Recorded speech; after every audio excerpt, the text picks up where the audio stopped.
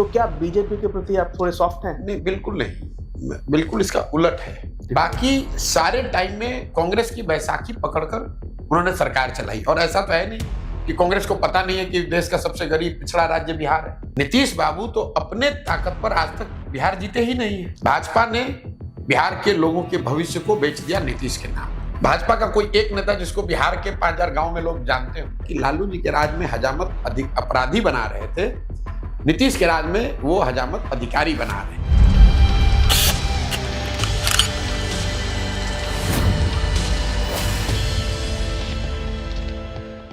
नमस्कार, आप India today Hindi देख रहे हैं और आज हमारे साथ जो शख्सियत है वो बिहार के चॉपी पॉलिटिकल वाटर्स में उन्होंने सबसे बड़ा स्प्लैश कर दिया है।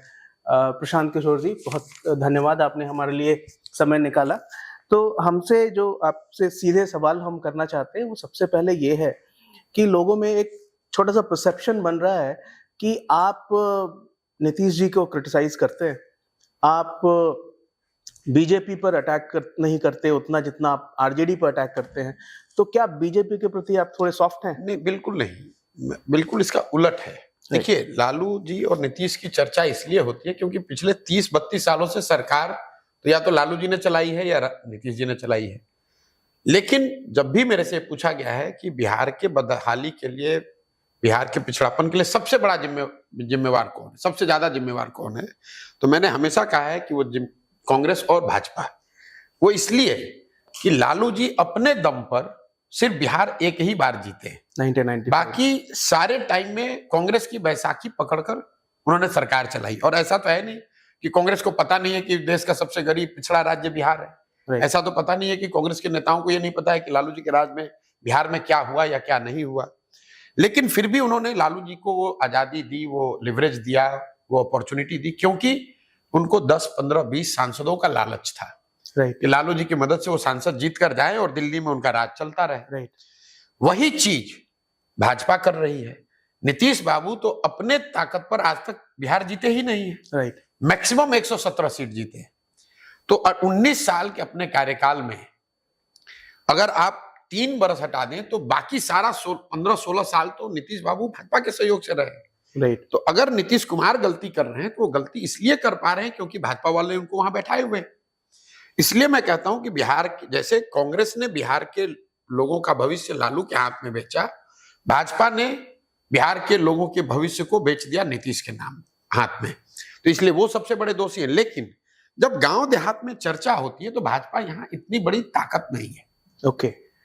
कांग्रेस की भी तो चर्चा में नहीं कर रहा हूं। बिल्कुल, क्यों नहीं कर रहा हूं? क्योंकि कांग्रेस भाजपा इतनी बड़ी ताकत नहीं है। यहां पर लोग गांव देहात में जमीन पर लालू को जानते हैं, नीतीश को जानते हैं। भाजपा और कांग्रेस सपोर्टिंग एक्टर है। तो आप ये कह रहे हैं कि मेन एक्टर को छोड़कर आप सपोर्टिंग एक्टर पर क्यों नहीं बात कर रहे हैं? तो भाई आप मुझे बताइए, भाजपा का कोई एक नेता बिहार में, सुशील जी के जाने के बाद भाजपा का कोई एक नेता जिसको बिहार के 5000 गांव में लोग जानते हो? कोई जानता ही नहीं है। मैं क्यों उनका नाम लूं भाई? तो वो सपोर्टिंग एक्टर है, इसलिए उन पर कम आक्रमण हो रहा है। लेकिन अगर आप सही में पूछेंगे, वो सवाल पूछा जाता है तो मैं बताता हूँ ये बात। तो जैसा आपने कहा कि नीतीश कुमार जी को जो भी उनसे अच्छी बातें हुई हैं या जो गलतियां हुई हैं या फॉर व्हाटएवर रीजंस उनका शासन चल रहा है, लेकिन जनता का सपोर्ट भी तो नीतीश कुमार के साथ है। अभी आप देखिए, सबने कहा कि भाई वो आफ्टर लोकसभा चुनाव वो इरेलेवेंट हो जाएंगे, लेकिन लोकसभा चुनाव के बाद तो और मजबूत होकर उभरे हैं वो। नहीं, देखिए, जनता का सपोर्ट नीतीश जी को नहीं है। जनता का सपोर्ट यहाँ पूरा जो जनता जो वोट करती है, अभी अमिताभ जी लंबे समय से कवर कर रहे हैं बिहार की पॉलिटिक्स को, यहाँ एक बहुत बड़ा फैक्टर है लालू फेनोमेना। या तो आप लालू जी के पक्ष में वोट करते हैं, समाज का एक बड़ा वर्ग जी, उसको इससे किसी मतलब नहीं है कि वो किसको वोट कर रहा है, या तो लालू जी के पक्ष में वोट करता है या लालू के विरोध में वोट करता है। तो नीतीश जी और भाजपा जो यहाँ राजनीति करते हैं, जो एनडीए की राजनीति है, उनको एक बहुत बड़ा चंक वोट का इसलिए मिलता है क्योंकि वो वोटर लालू जी को वोट नहीं दे सकता है, चाहे कुछ भी हो जाए। ये वैसे ही है जैसे लालू जी को मुसलमानों का वोट बिल्कुल एक तरीके से मुफ्त में मिलता है, क्योंकि वो भाजपा को वोट नहीं कर सकता है। तो नीतीश जी की सफलता जो थोड़ी बहुत आप लोगों को दिख रही है, सफलता तो मैं उसको नहीं मानता हूं, क्योंकि आंकड़ों में भी नीतीश कुमार की पार्टी के 25 सांसद होते थे, फिर घट के 15 हुए, और 25 से घट के 2 हुए जब अकेले लड़े, तो फिर गठबंधन में आए तो 15 हुआ, इस बार 12 है।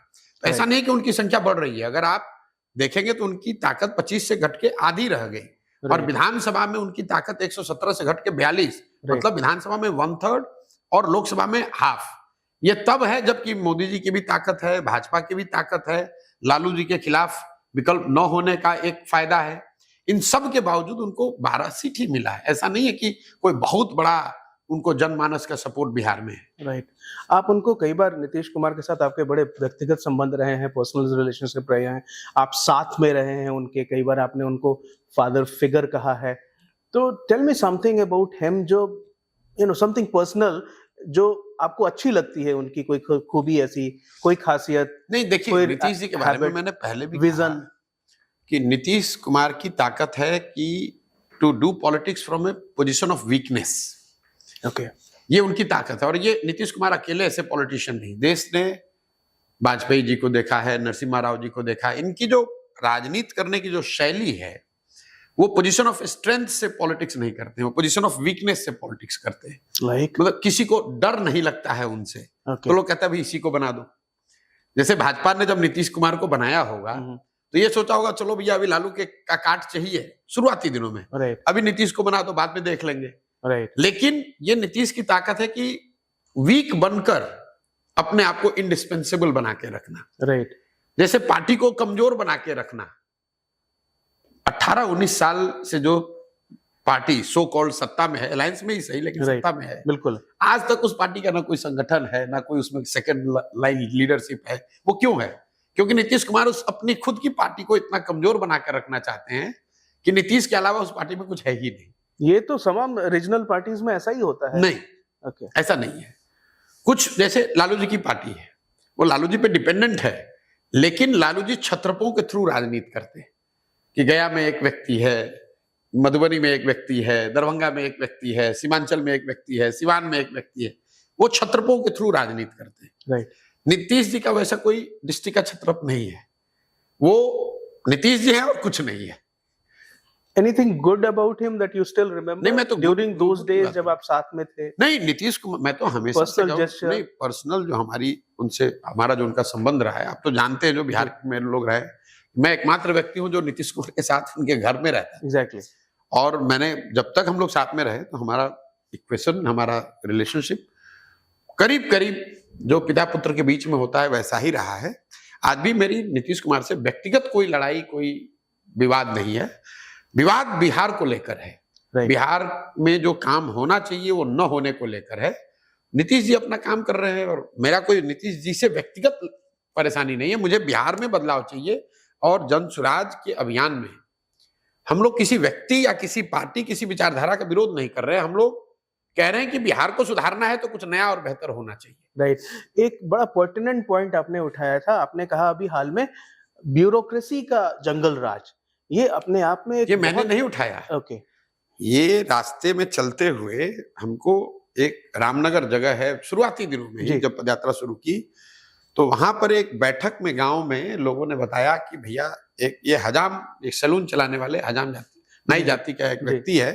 तो लोग बताते हैं कि गांव में बहुत होशियार है भैया, जरा इनसे पूछिए। तो जब व्यक्ति खड़ा हुआ तो मैंने पूछा कि अच्छा ये बताइए आप कितने साल से सैलून चलाते हैं? तो बताया भैया 30-40 साल हो गया, बच्चे से यही कर रहे हैं।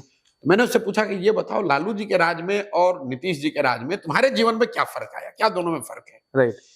उसने जो बात कही वो इतनी मार्के वाली कही कि आज तक उसी को मैं रिपीट कर रहा हूं। ओके। उसने कहा कि भैया दोनों के राज में कोई फर्क नहीं, सामान्य जनता तो दोनों ही के राज में उसका हजामत बन रहा है। ओके। क्योंकि वो सैलून चलाता है। उसने कहा कि मैं अपने कि भाई दोनों के राज में हजामत बन रहा है, जनता का हजामत दोनों के राज में बन रहा है। फर्क इतना ही है कि लालू जी के राज में हजामत अधिक अपराधी बना रहे थे, नीतीश के राज में वो हजामत अधिकारी बना रहे हैं। लालू जी के राज में जो अपराधी था वो रात में गन लगाकर लूटता था, नीतीश के राज में जो अधिकारी है वो कलम लगाकर दिन में ही लूट रहा है। लालू जी के राज में जो अपराधी था, हम लोगों ने देखा है, उसने भी यही बात कही, वो डरता नहीं था। वो कहता जाओ जिसको जो करना है कर लो, मैं तो करूंगा ही, मैं तुमसे रंगदारी लूंगा ही, तुमसे पैसा लूंगा ही। करीब करीब वही स्थिति कमोवेश बन गई है नीतीश के राज में, जहां अधिकारी खुलेआम ये कह रहे हैं कि जहां जाना है कंप्लेन करना है कर दो, जनता के नीतीश के दरबार में चले जाओ, कंप्लेन कर दो, पैसा तो तुमसे लेंगे ही लेंगे। वाह। तो ये बात जो उसने बताई, उसके बाद थ्रू आउट पदयात्रा में इस चीज को मैं जहां भी मौका मिला है कहता भी हूं, और लोग उसको वैलिडेट करते हैं। तो आपका जो फीडबैक है वो लगता है कि सही में एक बिल्कुल अधिकारियों की मनमानी है, और अधिकारियों की मनमानी इसलिए है कि नीतीश कुमार के राज में इंक्रीजिंगली सत्ता और संसाधन दोनों का बहुत बड़ा सेंट्रलाइजेशन हो गया है। जैसे 2001 में नीतीश कुमार जी ने यहाँ पर 2001 में हम लोग की मुखिया वाला चुनाव शुरू हुआ जी। 78 के बाद लालू जी के राज में तो हुआ नहीं, राइट। 2001 में एक बार हुआ। नीतीश जी जब आए तो पहली बार 2006 में मुखिया का चुनाव हुआ जी। और ग्राम सभाओं को एम्पावर किया गया, नीचे जो मुखिया चुनकर आए उनको अधिकार दिए गए, जो पंचायतों की ताकत बढ़ी। अब आज उसी मुखिया की कोई ताकत नहीं है। राइट। जितने जनप्रतिनिधि नीचे मिलते हैं उनकी कोई ताकत नहीं है। सत्ता, सारे अधिकार, अगर इसको आप सिस्टमेटिक अध्ययन करेंगे तो आपको पता चलेगा कि जो अधिकार ग्राम सभा को, पंचायती राज को, चुने हुए जनप्रतिनिधियों को 2006 में, 8 में, 10 में, 12 में था, वो इंक्रीजिंगली धीरे धीरे जहां पर भी ऑफिसरों को इनकन्वीनियंट लगा वो उन्होंने अधिकार वापस ले लिए। तो पिछले 5-7 सालों में बहुत तेजी से सत्ता का और संसाधन का केंद्रीकरण हुआ है। पूरी जो व्यवस्था है बिहार में, वो चीफ मिनिस्टर और उसके इर्द गिर्द के 4-5 पदाधिकारी और 2-3 मिनिस्टर, यही चला रहे हैं पूरा बिहार। और केंद्रीकरण का ये आलम है कि नीतीश कुमार के अभी 3-4 एडवाइजर हुए हैं और वो सब नॉन सर्विंग ऑफिसर हैं। राइट। मतलब सीएमओ का भी पावर लेकर राइट। 4-5 अपने ट्रस्टेड लोगों को, जो पुराने प्लायबल ऑफिसर थे, उनको एडवाइजर बना दिया और वही लोग अब पूरा व्यवस्था चला रहे हैं। तो ब्यूरोक्रेसी भी नहीं चला रही है, चुने हुए प्रतिनिधि भी नहीं चला रहे हैं, नीतीश कुमार और उसके 3-4 एडवाइजर मिलकर ही पूरी बिहार की व्यवस्था चला रहे हैं। आपकी अगर सरकार बनती है, जैसा आप as a very viable alternative उभर रहे हैं अपने पूरे जन स्वराज को लेके, तो आप ऐसे ब्यूरोक्रेसी को कैसे ठीक करेंगे? नहीं, देखिए, पहले तो ये है कि ये वायबल ऑल्टरनेटिव के तौर पर अभी आपको दिख रहा है, जबकि अभी हम लोग दल बने नहीं। राइट। आप अंदाजा लगाइए कि जब ये दल बनेगा तो वायबिलिटी का तो कोई इशू नहीं, वायबिलिटी का इशू 2 साल लोगों के दिमाग में था। अब धीरे धीरे आप जैसे लोग या और सामान्य लोगों को भी लग रहा है कि नहीं, ये एक बेहतर वायबल विकल्प बनने जा रहा है। जहां तक ब्यूरोक्रेसी का सवाल है, तो जन स्वराज की अपने प्रोग्राम में we believe in decentralisation of both the satta and sansadhan. हम लोग की अपनी मान्यता यह है कि कम से कम 1/3 विकास की राशि वो पंचायती राज से चुने हुए व्यवस्था से के द्वारा खर्च होनी चाहिए। बिहार में, सिर्फ आपकी जानकारी के लिए बता दूं, पिछले 30 वर्षों में पंचायती राज के संस्थाओं के माध्यम से 3% से कम राशि खर्च हो रही है। 1/3 हम लोग कह रहे हैं कि खर्च पंचायती राज के माध्यम से होगा। अब आप ये कह सकते हैं कि भाई पंचायती राज के चुने हुए प्रतिनिधि भी तो करप्शन कर रहे हैं, वो ठीक बात है, लेकिन मैं आपको एक एग्जांपल देता हूं बिहार का। यहां नल जल योजना में बहुत बड़ी 25-30 हजार करोड़ रुपए सरकार ने खर्च किया। उसमें बहुत बड़े घोटाले की लोग बात करते हैं कि भाई बहुत लूटपाट हुई, पैसा खर्च नहीं हुआ या पैसा बर्बाद हो गया, घरों में पानी नहीं पहुंचा। नल जल कराने की जो जिम्मेवारी थी वो वार्ड सदस्य की दी गई थी। उसमें कुछ लोग, मुखिया लोग भी किसी स्तर पर इन्वॉल्व थे और सरकारी तंत्र अफसर इन्वॉल्व था।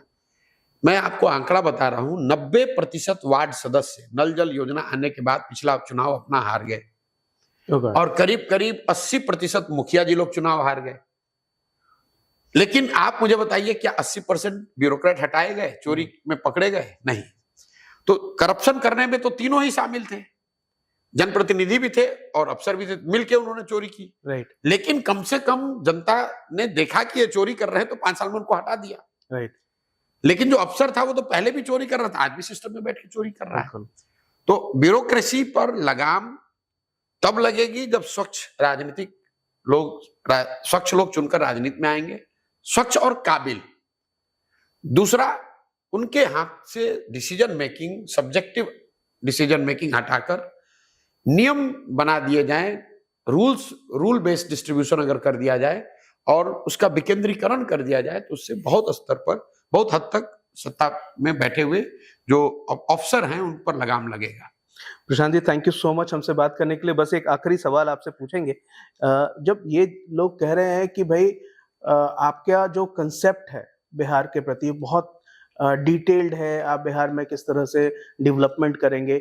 एक सवाल जो हमेशा लोगों के मन में है, युवाओं में ये ट्रैक्शन है, जब आप कहते हैं स्वरोजगार करवाएंगे, क्रिएट करेंगे अपॉर्चुनिटीज यहाँ पे, कैसे बिहार से पलायन रोकेंगे? बिल्कुल, उसका तो पूरा फॉर्मूला हम लोग दे रहे हैं। राइट।